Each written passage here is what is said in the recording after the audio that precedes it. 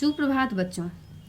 आज मैं बसंत भाग 2 का तृतीय पाठ पढ़ाऊंगी, जिसका शीर्षक है हिमालय की बेटियां। प्रस्तुत शीर्षक पाठ हिमालय की बेटियां नागार्जुन द्वारा लिखी गई है। इस पाठ में लेखक ने हिमालय से निकलने वाली नदियों का मानवीकरण अलंकार से परिपूर्ण करते हुए हिमालय की सिराओं से निकलती हुई कैसे अपना रूप परिवर्तित करती है को दर्शाया है।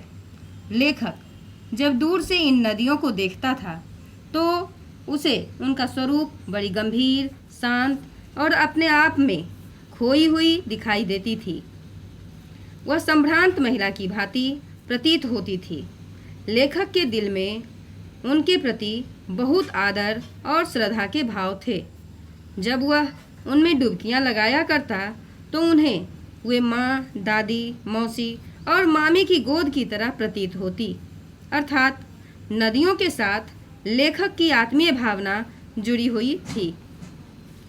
लेखक एक बार हिमालय की काफ़ी ऊंचाई पर चढ़ा तो उसे नदियों का बदला हुआ आकर्षक रूप देखने का अवसर प्राप्त हुआ। वह काफ़ी विस्मित था कि पर्वतों के मध्य तो गंगा, यमुना, सतलुज कितनी दुबली पतली दिखाई देती थी, लेकिन समतल मैदान में पहुंचते ही विशाल रूप में बदल जाती है। इनका उछलना, कूदना, खिलखिलाना, भाव भंगिमाएं बनाना और उल्लास सब न जाने कहाँ समाप्त हो जाता है। अर्थात जब नदियाँ पहाड़ों से निकलती हैं तो जल की धाराओं में तेजी से बहकर खूब शोर करके अनेक स्वरूप बदलते हुए उत्साह से परिपूर्ण आगे को बढ़ती है। वे मैदानों में आते ही विशाल और शांत रूप में बहने लगती है। लेखक को लगता है कि कोई सुंदर कन्या या कली भी इतना आकर्षित नहीं करती जितना कि हिमालय की इन बेटियों का बाल लीला देखकर करती है। लेखक को यह समझ में नहीं आता कि निरंतर शांत स्वरूप में आगे बढ़ती नदियों का लक्ष्य क्या है। ये किससे मिलने की चाह में आगे बढ़ती जा रही हैं। अपार प्रेम करने वाले अपने महान पिता हिमालय का विराट प्रेम पाकर भी उसे छोड़कर ये किसका प्रेम पाना चाहती हैं। जिस प्रकार बेटियां ससुराल जाने के समय मायके की हर चीज़ जिसे वे प्रेम करती है खुशी खुशी छोड़ जाती है, उसी प्रकार ये हिमालय की बेटियां भी बर्फ से ढकी चोटियां, छोटे छोटे पौधों से भरी घाटियां, गहरी गुफाएं, हरी भरी घाटियां सब कुछ छोड़कर समुद्र की ओर बढ़ जाती है। खेलते खेलते कुछ आगे बढ़कर देवदार, चीर, सरो, चिनार, सफ़ेदा, कैल के जंगलों में पहुंचकर शायद उन्हें अपने बचपन की याद आती होगी। जैसे घर का बड़ा बूढ़ा अपनी संतान की फिक्र में कितना सिर ढूंढता होगा, उसी तरह हिमालय भी अपनी बेटियों के लिए चिंतित रहता होगा। नदियों के चले जाने के बाद उत्तर में विराट मौन के सिवाय और रखा ही क्या है।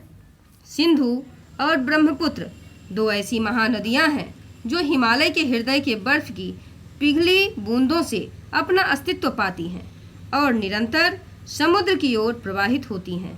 लेकिन इनको देखकर लेखक की आंखों के सामने हिमालय की इन सभी छोटी छोटी पुत्रियां अर्थात छोटी बड़ी सभी नदियां रावी, सतलुज, व्यास, चिनाब, झेलम, काबुल अर्थात कुंभा, कपिसा, गंगा, यमुना, सरयू, गंडक, कोसी आदि का सुंदर स्वरूप भी लेखक के आंखों के सामने नाचने लगता है।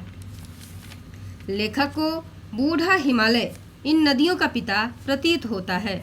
जिस प्रकार छोटे बच्चे माता पिता से कोई शर्म नहीं करते, वैसे ही उसे लगता है कि नदियां भी अपना नंग धरंग बचपन हिमालय रूपी माता पिता की गोद में बिताया है और बड़ा स्वरूप पाते पाते ये चल पड़ती हैं सागर के पास, जिसे हाथ थामने के लिए वह तैयार रहता है। लेखक को सागर दामाद और हिमालय ससुर लगता है, मानो हिमालय ने अपनी बेटियां सागर रूपी दामाद के हाथों में सौंप दी हो। नदियों को देखकर यह भी याद आता है कि एक बार कालिदास की बिरही यक्ष ने अपने मेघदूत अर्थात बादल से कहा था कि तुम बेत्रवती अथवा बेतवा नदी को प्रेम का संदेश देते जाना। तुम्हारी वह प्रेयसी तुम्हें पाकर अवश्य ही प्रसन्न होगी। लेखक को लगता है महाकवि को भी नदियों का सचेतन रूप बहुत ही पसंद था। वास्तव में पहाड़ों से निकलती नदियाँ व समतल धरातल पर बहती नदियों को जो भी देखेगा वह दोनों में अत्यधिक अंतर पाएगा, क्योंकि पहाड़ों पर बहने वाली नदियाँ अल्हड़ बच्चियों के रूप में दिखाई देती है और मैदानों में बहती नदियाँ अपने आप में मस्त नवयौवना के रूप में सभी को आकर्षित करती है। काका कालेलकर ने नदियों को लोकमाता कहा है क्योंकि ये सर्वस्व कल्याण ही करती हैं और कवियों ने इन्हें प्रेयसी अर्थात प्रेमिका माना है और कितने ही कवियों ने इन्हें बहन का स्थान भी दिया है। एक दिन लेखक के मन में बहुत उचाट था तो तिब्बत में सतलुज के किनारे जाकर बैठा। दोपहर का समय था। पांव पानी में लटका दिए तो थोड़ी देर में तन और मन ताज़ा सा प्रतीत होने लगा और लेखक गुनगुनाने लगा कि सतलुज बहन तुम्हारी जय हो, तुम्हारा स्वरूप बहुत प्रिय है, सारा आलस्य दूर हो गया, मैं तुम पर बलिहारी जाता हूँ। तुम पुत्री हो, यह हिमालय तुम्हारा पिता, पिता हिमालय चुपचाप रहकर भी तुम्हारे लिए चिंतित है। प्रकृति तो नर्तकी के समान है। इसी प्रकृति के प्रांगण में हिमालय अपनी अद्भुत और अनुपम छटा बिखेर रहा है। हे सतलुज बहन, तुम्हारी जय हो। धन्यवाद।